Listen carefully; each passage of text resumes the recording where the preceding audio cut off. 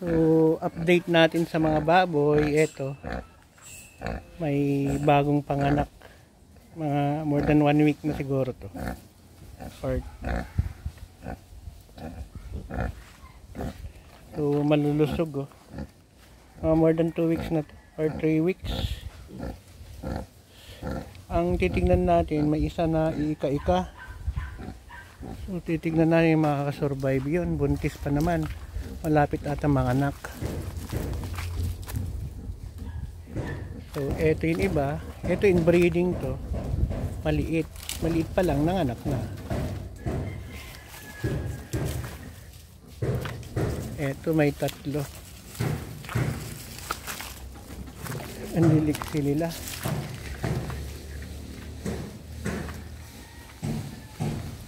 Eto, bala ko sana kaninang magpalitada. Paturo para pag pumunta tayo sa Canada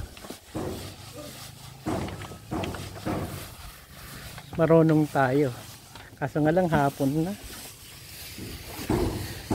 para pakita natin na marunong tayo magpalitada. Bukas na lang mainit eh. Ganito magpalitada, ganito mag-asinta dito sa amin.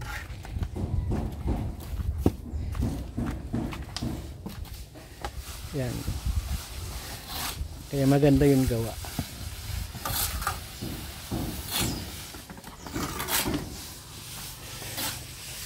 So hanapin natin yan ano. Iika-ika na baboy. Bukas ako ano? Magkakarpintero. Para ilagay ko sa profile ko. May turok na daw. Yeah. May turok na daw.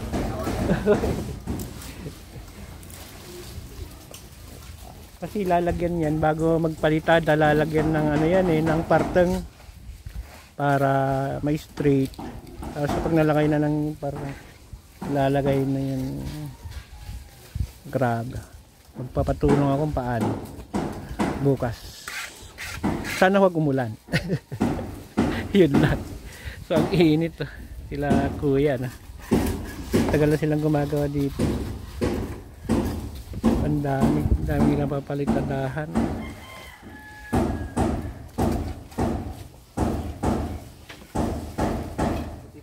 Andito na yung mga baboy, medyo gutom na sila.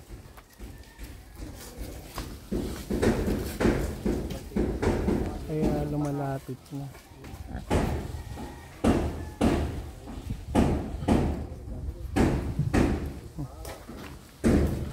So isa kasi yung isa namatay, nakunan nung yung pagbubuntis. Tingin ko pinipilit yun ng lalaki. So eto kababata na yung may-ari. Ang gandang building, laki ng bahay, nasa abroad may-ari. Dito yung mga ang cute yung mga anak ng baboy natin na native, halos pure na native na, kasi nga ang nagkasta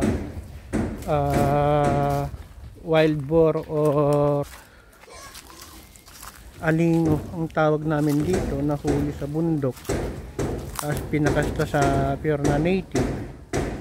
Ang problema nung nag-umpisa dito ng 3 inahin, 1 lalaki, yung mga anak ang nagkastahan, saka yung tatay kinasta niya rin yung mga anak niya.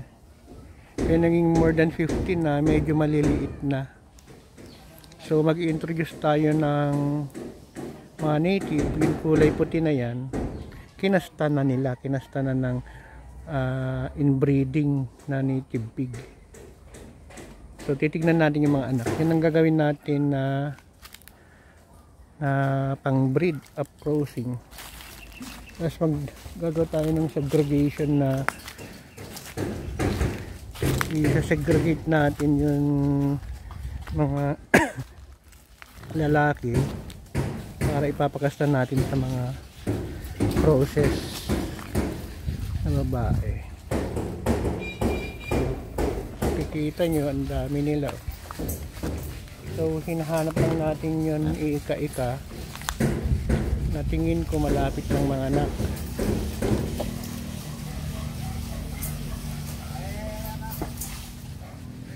Ito kulay brown, no? So, native tingnan na mestizo. Buntis siya. So, ito yung nangyari ng bagyo, yung nyug. Pangamangga. Malakas yung hangin ng si Egay. So, hindi ko alam bakit gusto ditong banda ng mga baboy na to. Ayaw nila doon.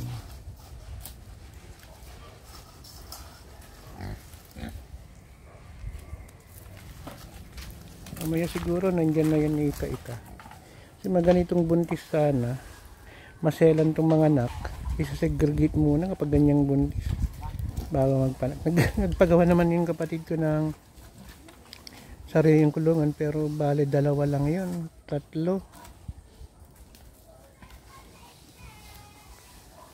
So dadagdagan yun kahit 5 siguro.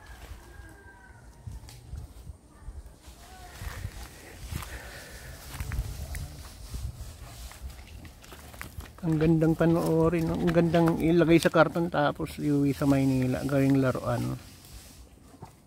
Problema, wala kaming space doon. So kompleto na sila ng lubluban dahil ulan ng ulan. 3 days ago daw yung huling ulan dito sa probinsya, Bugay, Cagayan. Pero kaninang umaga pagdating ko, ambon, may ambon. Yan, yung isang baboy. Native yun na crosses. So mukhang native siya. Sa akin siguro yan. Yun sa akin. Tapos may 2 puti. Yung isa namatay, nakunan. Bali 4 sana. Yung 3 lalaki kinatay. Pinambili ng pambili ng darak. Kasi matakaw sila, hindi kasya po yung isang sakong darak maghapon. Ngayon nagtasanim tayo ng gabi para kahit magluto, kahit twice a week lang, makakatipid tayo ng 2 sakong darak. So magtatanim tayo kahit 500 ka puno. Ang problema ko ngayon, walang mapagkukunan ng gabi. Dito kasi dati ang daming gabi nakatanim, naubos dahil yun nga, dito pinakawalan yung mga baboy.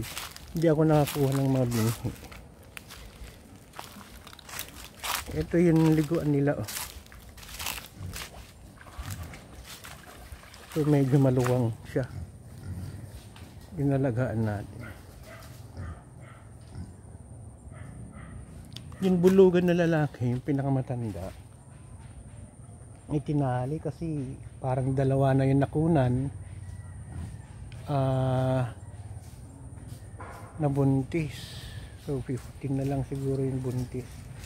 So titingnan natin dun banda sa dulo kung may hideout ata itong mga to eh.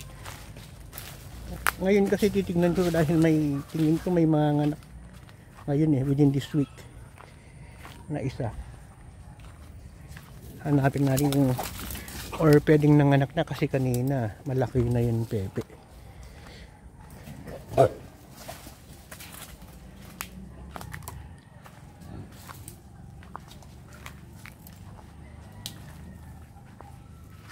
May hideout pala sila dito. So yung bayog na yan, wala na, hindi nalalaki. Maubos na yan. Yung labong ubusin nila. May 3 bayog dito na pwedeng mamatay. Ito yung isang babae.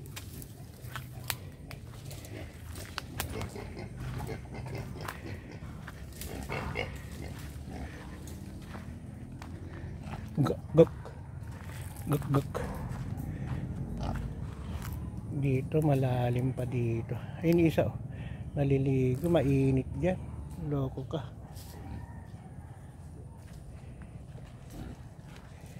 So dito tayo sa ano?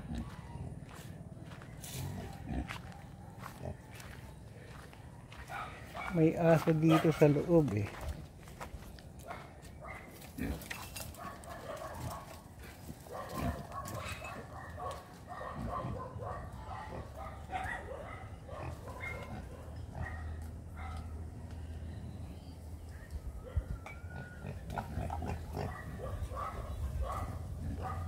So yun, ginagawa natin ngayon, nililibot lang natin to.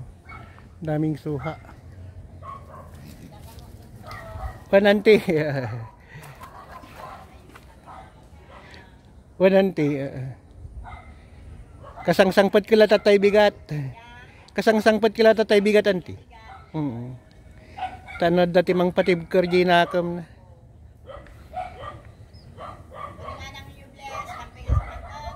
Di ka man tinagawid.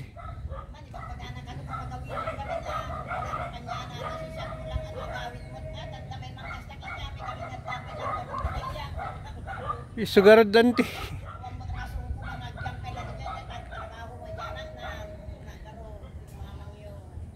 Maburing kami siguro dito eh. Iso ajay.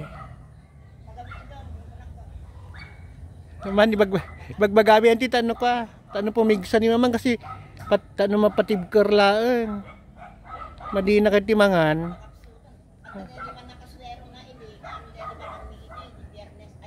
Pero nanti nakakapkap sa tilangan na din.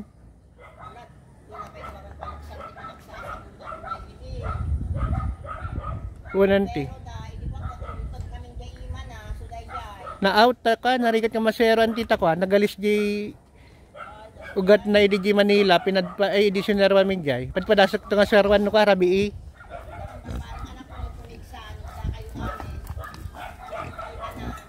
Nanti.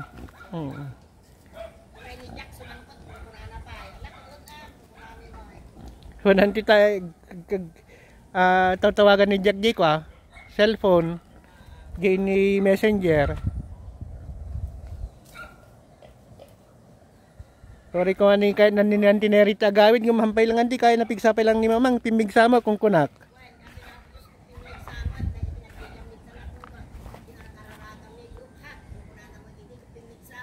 When pimigsan tita nakapkapoy mo na idingan kanan picture edi ko ana. Para ba?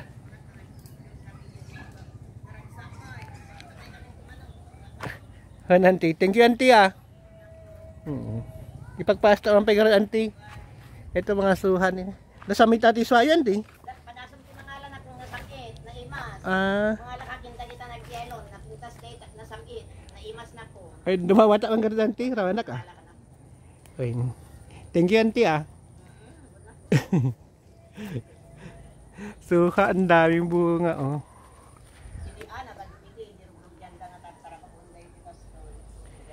Pare ka danto alad na nanti. Kita baboy naragas da. Susub da susub. Nagpintas sa ati suayan ti. Napintas. Sige auntie, thank you auntie ah. Yun, may tayo si auntie. Auntie ano. Kalimutan ko. Sige auntie, thank you auntie ah.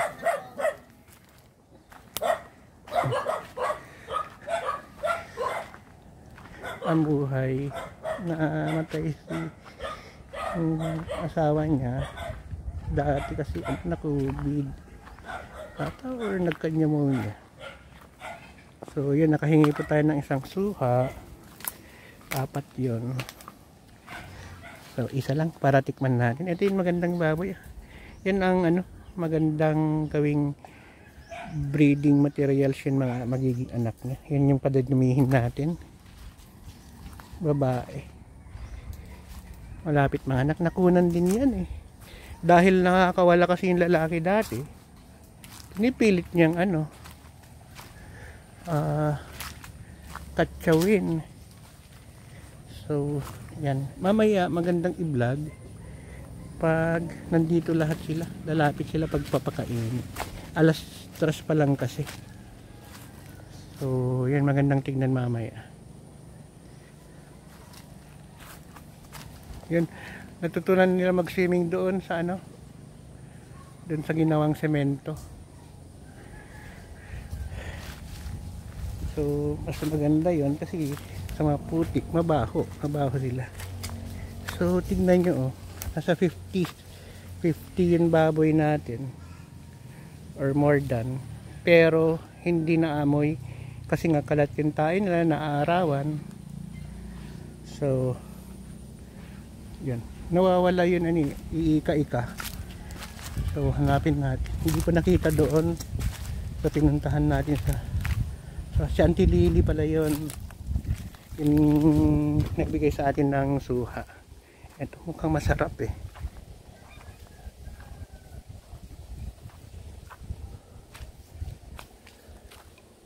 Ito magandang klaseng nyug, gulimba ang tawag namin. So kung may dwarf coconut, may giant coconut. Kung gustong sinong bumili ng giant coconut, madami tayong paninda, mga tumubo na. Bakit kailangan ng giant coconut?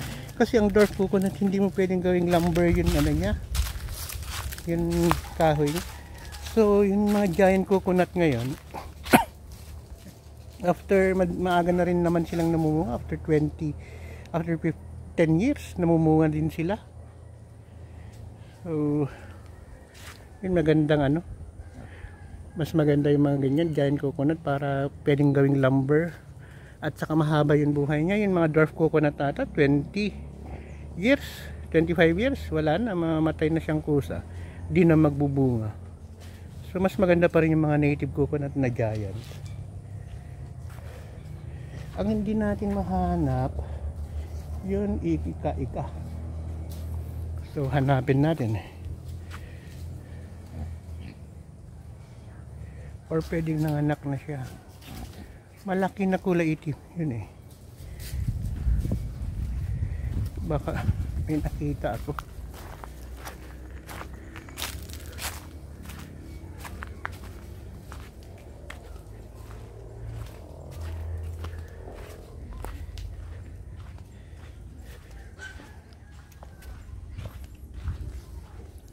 Wala ka ba dito? Wala.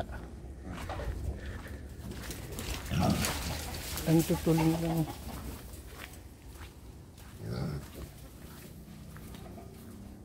E dito yung bulugan natin na ano, na matanda. Tumaba siya nung napakawalan.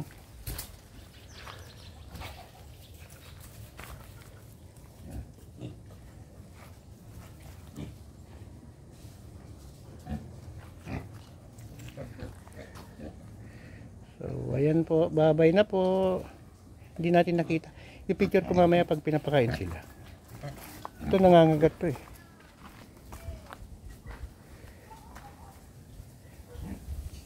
Ay lumapit na. Tingnan mo, lumapit na siya.